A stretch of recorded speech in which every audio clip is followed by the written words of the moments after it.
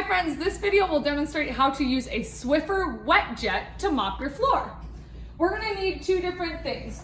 We have our Swiffer with the soap already inside, and we have the new pad to clean the floor with.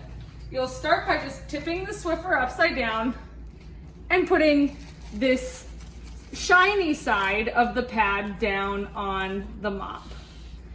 It should stick nice and tight, just like that. Then we're actually going to walk backwards as we clean.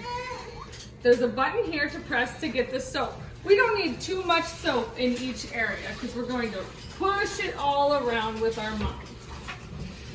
You want to make sure that you cover all the spots of the floor.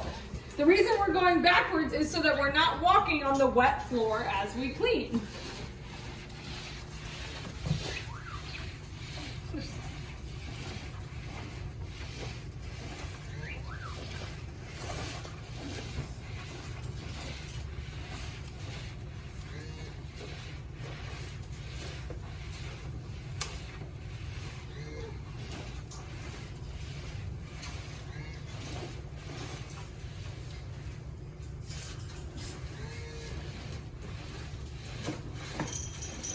You might find that there's an extra messy spot that you have to really scrub at to get it clean. That's where you just have to use your muscles a little bit more to scrub it clean.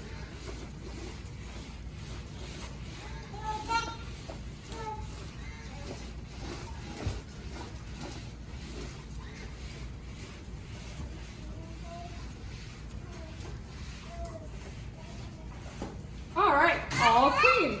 Now, what you'll need to do before you put away your mop is get rid of the dirty pad. So you just pull it off like this, find your garbage can, and throw it away. And that is how you clean the floor with a Swiffer Wet Jet.